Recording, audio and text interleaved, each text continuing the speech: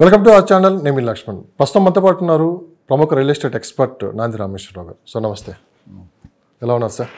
Fantastic, top of the world. So ఏంటి sir, ఇప్పటి వరకు ఏంటంటే ఎలక్షన్ల వరకు వేచి చూద్దాం అని చెప్పి చాలామంది ఒక ఆలోచనలు అయితే ఉన్నారు. పార్లమెంట్ ఎలక్షన్ కూడా అయిపోయింది, ఇంకా వేగం పెరిగే అవకాశం ఉంది రియల్ ఎస్టేట్ హైదరాబాద్ అని చెప్పి కూడా వినిపిస్తున్న మాట. సో ఈ వేగం ఎంత స్పీడ్తో వెళ్తుంది? సో ఇంకొంచెం టైం పట్టే అవకాశం ఉంది.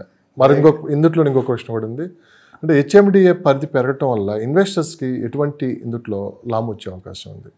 అసలు వేగం తగ్గలేదు. మీరు వేగం తగ్గిపోయిందని మీరు డెసిషన్కి వచ్చేసినట్టున్నారు. కానీ నా మాట కాదు, ఇది బయట మార్కెట్ దాదాపు ఒక 6-7 నెలల నుంచి కొంత స్తబ్దతగా ఉంది అని చెప్పి వినిపిస్తున్న మాటే.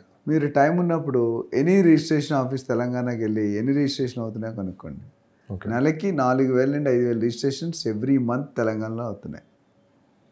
మరి ఈ రిజిస్ట్రేషన్ ఎవరు చేసుకుంటారు, ఎందుకు చేసుకుంటున్నారు? స్లో అనేది మనం గత ఎపిసోడ్లో కూడా చెప్పుకున్నాం. స్లో అవడం అనేది ఆనవాయితీ ఎలక్షన్ ముందు తర్వాత. తెలంగాణకు వచ్చిన ఒక లిటిల్ డిసడ్వాంటేజ్ 2 సార్లు వస్తాయి. ఇంకొన్ని రోజులు పోతే మున్సిపాలిటీ ఎలక్షన్స్ కూడా వస్తున్నాయి.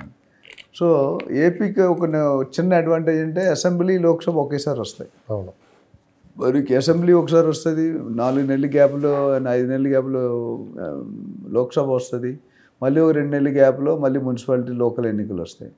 సో దాని మీద అనేది నేను చాలాసార్లు చెప్పాను, రియల్ ఎస్టేట్ ఎప్పుడు ఆగదండి. ఎవరో టైటిల్ అంటారు, నిజం ఆగదు, ఏదో టైటిల్ చూసాను, అట్లా రియల్ ఎస్టేట్ ఆగదండి. నా వరకు I'm always A positive thinker. ఎందుకంటే రియల్ ఎస్టేట్ ఆగిపోతే స్టేట్ ఆగిపోయే సమస్యలు వస్తాయి. ఎందుకు అంటానండి, 80,000 నుండి 90,000 కోట్లు తెలంగాణ గవర్నమెంట్కి రియల్ ఎస్టేట్ ద్వారా వస్తున్నాయి. సో దాన్ని ఎందుకు స్లో డౌన్ చేసుకుంటారు? పాత గవర్నమెంట్ కొత్త గవర్నమెంట్ వచ్చినప్పుడు కొద్దిగా టీచింగ్ ప్రాబ్లమ్స్ ఉంటాయి. అంటే వాళ్ళు చేసిన దానికి వీళ్ళు చేసిన దానికి ఒక అలైన్మెంట్ అవ్వడానికి కొద్దిగా టైం పడుతుంది. బట్ ఇక్కడ ఏమైందంటే మన ప్రెజెంట్ సీఎం చెప్పారు, రియల్ ఎస్టేట్ నా సొత్తు, నా పేటెంటు, నేను కొత్తవాడిని కాదు. అంతకుముందు వచ్చిన ఏ సీఎంల కంటే నాకున్న రియల్ ఎస్టేట్ అనుభవం ఏ సీఎంలకి లేదు. మీలాగే ఒక యాంకర్ అడిగారు, మరి మీరు మిగతా ఫీల్డ్ ఎలా మేనేజ్ చేస్తారు, మీరు ఇంతవరకు మినిస్ట్రీ చేయలేదు కదా అంటే, పని చేసేది మేము కాదని పని చేయించేది మేము అన్నారు. అంటే పని చేయించేది ఎవరితో? బ్యూరోక్రాట్స్తో. సో వీళ్ళంతా డెసిషన్ మేకింగ్ పవర్ ఉంటుంది, బట్ ఇంప్లిమెంటేషన్ ఎవరు చేస్తారు? Bureaucrats down the level, secretary, joint secretary, వీళ్ళందరూ ఉన్నారు. అదేవిధంగా మీరు అడిగిన ప్రశ్నకి ఎలక్షన్ తర్వాతకి ఇప్పటికి already what ever change has to happen జరిగింది. గత 3, 4, 6, 7 నెలలు ప్రకారం మనకి సెప్టెంబర్, అక్టోబర్లో కోడ్ వచ్చింది. అక్కడ నుండి వెయిట్ అండ్ వాచ్లో ఉంటారు. ఇందులో 4 రకాల రిక్వైర్మెంట్స్ ఉన్నాయి. అంటే రియల్ ఎస్టేట్లో ముఖ్యంగా ఎలాంటి ట్రాన్సాక్షన్ జరుగుతాయంటే, ఒకటి క్యాప్టివ్ కన్జంప్షన్, మన సొంత పర్పస్, అది ఎవరు ఆపుకోలేరు. ఇప్పుడు నీకు మీ తమ్ముడు ఉన్నాడు, వైజాగ్లో ఉన్నాడు, హైదరాబాద్లో జాబ్ వచ్చింది, ఇల్లు కావాలి లేదా పెళ్ళి అయిన తర్వాత ఇల్లు కావాలంటే అయితే రెంట్కి తీసుకోవాలి లేదా కొత్త ఇల్లు కొనుక్కోవాలి. రెంట్కి ఈఎంఐ కట్టుకుందామా, రెంట్ కట్టుకుందాం అనేది చాయిస్ బిట్వీన్ ఇండివిజువల్. ఒకటి. రెండోది, ఈ ఎలక్షన్ వల్ల మనకి ఎక్కడ కూడా రేట్లు తగ్గలేదు. మీరు చెప్పండి, ఏ బిల్డర్ అయినా రేటు మీకు తెలిసిన దాఖలాలు ఏమైనా ఉన్నాయి? మీరు చాలామందితో మాట్లాడుతుంటారు, చాలామంది స్పీకర్స్తో మాట్లాడతారు, చాలామంది బిల్డర్స్తో మాట్లాడతారు. ఏ బిల్డర్ అయినా రేటు తగ్గించారా? లేదు. మరి బిజినెస్ లేనప్పుడు, తగ్గిపోయినప్పుడు రియల్ ఎస్టేట్ తగ్గిపోలేదు. మరి రేట్లు తగ్గట్లేదు, రిజిస్ట్రేషన్ ఆగట్లేదు, రియల్ ఎస్టేట్ తగ్గిపోయింది. కొన్ని ఛానల్స్ ఇప్పుడు ప్రతి ఛానల్ కూడా ప్రో ఉంటారు. ఒక గవర్నమెంట్ సపోర్ట్ చేస్తే ఇంకో గవర్నమెంట్, అది మనం ఏం చేయలేం, మన పర్వ్యూ కాదు. దానివల్ల మనం కొంతమంది రియల్ ఎస్టేట్ డమ్మాలంటారు. డమ్మాలంటే కూలిపోవాలి కదా, ఇంత ఇన్కమ్ ఎలాగొస్తుంది?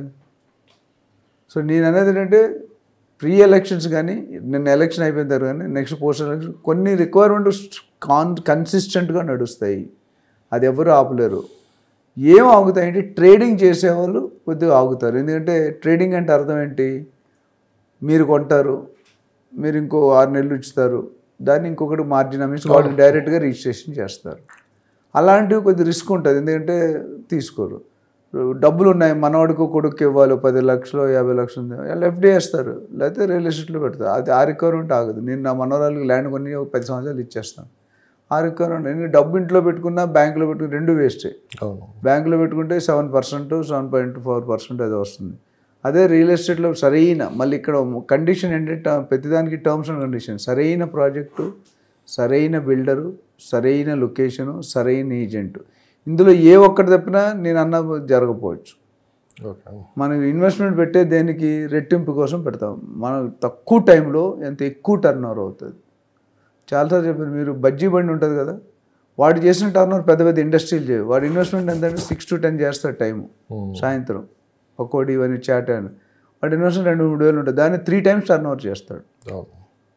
అంత 3-4 hours business double triple turn over చేసే బిజినెస్లో. కానీ రియల్ ఎస్టేట్కి ఏంటంటే ఒక లాంగ్ టర్మ్ ఉండాలి. చాలామంది ఏంటంటే ఇవాళ పెట్టాను 3 నెలల తర్వాత అమ్మేస్తుంటే ఏమీ రాదు, మీరు కొన్న రేటు కూడా రాదు. చాలామంది తెలుసుకోవాల్సిన వాస్తవం ఇది. ఎందుకంటే దానికి ఒక రీజన్ ఉంది. టెక్నికల్గా ఒక ప్రాజెక్ట్ ఒక 100 ఎకరాలు గేటెడ్ కమ్యూనిటీ చేస్తుంటే మినిమం 2-3 సంవత్సరాలు పడుతుంది. ఇది డెవలప్మెంట్స్ మన రూపురంగం కరైన ఫామ్ రావాలంటే 2-3 years పడుతుంది. డెవలప్మెంట్ రేట్ అనేది ఎప్పుడు అప్రిషియేట్ అవుతుంది అంటే డెవలప్మెంట్ అయిపోయిన తర్వాత అవుతుంది. సో ఫస్ట్ 2-3 years మీరేం ఎక్స్పెక్ట్ చేయకూడదు. ఎక్స్పెక్ట్ చేస్తే డోంట్ ఇన్వెస్ట్. కానీ 3rd year నుండి 4th year 5th year బాగా పుంజుకుంటుంది. అందుకని మనం ఏమంటామంటే మా రియల్ ఎస్టేట్ అనాలిసిస్ ప్రకారం 5 to 6 yearsలో 120% డబుల్ అవుతుంది. 10 yearsలో 4.5 to 5 times అవుతుంది. సో ఎలక్షన్కి మూలంగా కొన్ని రంగాల్లో కొన్ని సెగ్మెంట్లో కొద్ది స్లో డౌన్ ఉంటుంది. మొత్తం ఆగిపోవడం అనేది హిస్టరీలో లేదు. అటు నందమూరి తారక రామారావు గారి దగ్గర నుండి down the level Revanth Reddy గారి వరకు ఎక్కడ కూడా రియల్ ఎస్టేట్ ఆగలేదు. రియల్ ఎస్టేట్ ఎక్స్పర్ట్స్ కాదు వాళ్ళు కూడా, బట్ రియల్ ఎస్టేట్కి ఇవ్వాల్సిన ప్రాముఖ్యత ఉన్నది. ఇప్పుడు లేటెస్ట్ కల్చర్లో ఏంటంటే నేను గమనించింది, ఫస్ట్ హౌస్ బయింగ్ కాకుండా సెకండ్ హౌస్ బయింగ్, అది ట్రెండ్ పెరిగింది. అంటే ఫస్ట్ హౌస్ కొనేసుకో మా కాలంలో మన నాన్నల కాలంలో చూసుకుంటే 55 సంవత్సరాలు రిటైర్ అయ్యే ముందు ఇల్లు కొనుక్కునేవారు. పీపీఎఫ్ ఏదో డబ్బులు వచ్చి. ఇప్పుడు అలా లేదు, 30-35 years కొనేసుకుంటున్నాం. అవును. అంటే అఫోర్డబిలిటీ పెరిగింది, బయింగ్ కెపాసిటీ పెరిగింది. It's good sign. జీడిపి పెరుగుతుంది. వాట్ ఎవర్ రీజన్, నేను గవర్నమెంట్ ఏ గవర్నమెంట్ ఉన్నా లాస్ట్ 10 yearsలో వెదర్ సెంటర్ కానీ స్టేట్ కానీ ట్రమెండ్ ఒక 1 or 2 states తప్పితే మిగతా అన్ని స్టేట్స్లో కూడా బాగానే డెవలప్మెంట్ అయింది. గ్రోత్ కర్వ్ ఇట్లా ఉంది. సో ఇదే హెచ్ఎండిఏ పరిధి పెరగటం వల్ల మరి ఇన్వెస్టర్స్కి ఏ విధంగా లాభం చేకూరే అవకాశం ఉందంటే? ఇది చాలా మంచి క్వశ్చన్ అండి. చాలామందికి అర్థం కావట్లేదు. హెచ్ఎండి అంటే ఏంటి? Hyderabad metropolitan development authority. DTCP అంటే directorate of town and country planning. GHMC అంటే గ్రేటర్ హైదరాబాద్ మున్సిపల్ కార్పొరేషన్. ఆ క్వశ్చన్కి ఆన్సర్ చేసే ముందు నేను ఏం చెప్తానంటే అసలు పరిధిలో ఎక్కడెక్కడ ఉన్నాయి, జిహెచ్ఎంసీ ఎక్కడ ఉంటుంది, సిటీ నుండి ఇప్పుడు సపోజ్ మన బంజారాహిల్స్ జూబిలీస్కి వచ్చింది, సిటీ నుండి ఓఆర్ఆర్ ఔటర్ రింగ్ రోడ్ వరకు ఇట్ ఈస్ సిటీ లిమిట్స్. అవును. అందుకనే దాన్ని అర్బన్ ఏరియా అన్నాం. ఓఆర్ఆర్ టు RRR అది suburban area. Most of the time ఇది DTCP. RRR to state border, ఈ జీపీ కానీ ఇంకా బియాండ్ దట్. సో మనం డిటిసిపి ఎక్కడ వస్తుందన్నా హెచ్ఎండి ఎక్కడ, ఓఆర్ఆర్ వరకు అంటే హెచ్ఎండి ఇప్పుడు ఏం చేస్తారంటే ఓఆర్ఆర్ అనేది 165 kilometers విస్తీర్ణంలో ఉంది. RRR అనేది 330+ kilometer విస్తీర్ణంలో ఉంది. ఈ మధ్య జాగా ఏదైతే ఉందో యాజ్ ఆఫ్ నో అది డిటిసిపి కింద కొనుక్కుంటాం. ప్రైసింగ్లో చూసుకుంటే కనుక మీకు జిహెచ్ఎంసీ కాస్ట్లీ ఉంటుంది. తర్వాత నెక్స్ట్ కొద్ది తక్కువలో ఉండేది హెచ్ఎండిఏ, దానికంటే కొద్ది తక్కువలో ఉన్నది డిటిసిపి, దానికంటే కొద్ది తక్కువలో ఉన్నది జీపీ. జీపీ ఇంచుమించు రాను తీసేస్తున్నారు. ఆల్మోస్ట్ 100 kilometers 110 వరకు డిటిసిపి. అయితే ఈ హెచ్ఎండి పరిధి ఏమంటారు, దీనివల్ల విన్ సిచ్యువేషన్లో అటు గవర్నమెంట్కి, ఇటు బయ్యర్కి, అటు సెల్లర్కి, ముగ్గురికి విన్. ఎందుకు? డిటిసిపి అనే వాల్యూ ఎప్పుడు కూడా డిటిసిపికి డబుల్ ఉంటుంది సుమారు. కరెక్ట్ అన్ని ఏరియా బట్టి కొద్దిగా మారచ్చు. అంటే ఇప్పుడు ముంబై మనం బెంగళూరు హైవే లాస్ట్ టైం మాట్లాడుకున్నాం, రోడ్ సైడు 25,000 30,000 ఉంది. అదే హెచ్ఎండిలో పరిధిలో మీరు చూసుకుంటే 70-80 వేలు ఉంది. అంటే బేస్ కాస్టే పెరిగిపోతుంది. సో హెచ్ఎండి పరిధి పెంచాలి. ఇప్పుడు ఎవరైతే డిటిసిపిలో కొనుక్కుంటారో రేపొద్దు 1 year 2 years గవర్నమెంట్ చెప్పింది నిజంగా అమలు పరిస్తే ఈ హెచ్ఎండి ఎఫెక్ట్ అయింది అనుకో, డిటి తక్కువ రేట్లు కొనుక్కునే ఎక్కువ రేటు పలుకుతుంది విత్ ఇన్ నో టైం. అందుకని మా రియల్టర్ ఆప్షన్లో ఇన్వెస్ట్మెంట్ అడ్వైజర్లు అదే చెప్తాం. ఇప్పుడు కనుక మీకు స్పేర్ మనీ ఉండుంటే, చాలామంది స్పేర్ మనీ ఉంటుంది, లిక్విడ్ క్యాష్ ఉంటుంది, వాటర్ ఏదో ప్రాపర్టీ అమ్ముతారు, వాళ్ళు ఉంటే మాత్రం డెఫినెట్గా ఇప్పుడు ఇన్వెస్ట్ చేసుకుంటే బెస్ట్ టైం ఫర్ ఇన్వెస్ట్మెంట్. ఇది ఖచ్చితంగా చెప్పగలను. ఎందుకంటే చాలామంది ఏమంటారు, ఎలక్షన్ అయిపోతే రేట్లు తగ్గిపోతాయి అనే అపోహ నడుస్తుంది మార్కెట్లో. బట్ ఎన్నిసార్లు తగ్గే చెప్పండి. నేను అసలు ఎలక్షన్ ఉంటేనే రేట్లు తగ్గి, మీరు రియల్ ఎస్టేట్ డల్ ఉందన్నారు, రేట్లు ఎవరు తగ్గలేదు. మరి ఎలక్షన్ అయిపోతే ఎందుకు తగ్గుతుంది? ఎలక్షన్ అయిపోతే గత 7-8 నెలలుగా బిల్డర్స్ రేట్లు పెంచలేదు. రేట్లు తగ్గలేదు కానీ రేట్లు పెంచలేదు కూడా. సో ఇప్పుడు రేట్లు పెంచండి ఆవర్ అంటున్నారు బిల్డర్స్, ఎందుకంటే 8 months is a very high time. So అది కాబట్టి నేనేమంటానంటే హెచ్ఎండిఏ పరిధి పెంచితే అందరికీ బెనిఫిటే, అందరికీ బెనిఫిట్. కాకపోతే అది గవర్నమెంట్ ఎప్పట్లో చేస్తుంది, ఎంత టైంలో చేస్తుంది, చెప్పింది ఎంతవరకు నిల్చుంటుంది మాట మీద అనేది బిగ్ క్వశ్చన్ మార్క్. కాలమే నిర్ణయిస్తుంది. ఎందుకంటే అంతకుముందు మనం ఫ్యాబ్ సిటీ వస్తుంది అనుకున్నాం, ఎలక్ట్రానిక్ సిటీ వస్తుంది అనుకున్నాం, ఫార్మర్ సిటీ వస్తుంది చాలా అనుకున్నాం. వచ్చాయా అంటే మనకి రిజల్ట్ తెలుసు.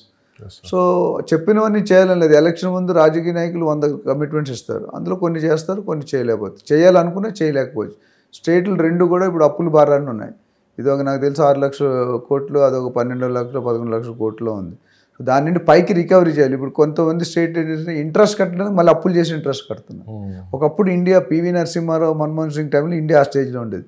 మన వరల్డ్ బ్యాంక్ నుండి ఫండ్స్ ఏవైతే తీసుకున్నామో డబ్బులు కట్టాలంటే ఇంట్రెస్ట్ కోసం అప్పులు చేసి కట్టేవాళ్ళు. ఇప్పుడు కొద్దిగా ఇంప్రూవ్ అయింది. సో మన స్టేట్స్ ఇంప్రూవ్ అవ్వాల్సిన అవసరం ఎంత ఉంది.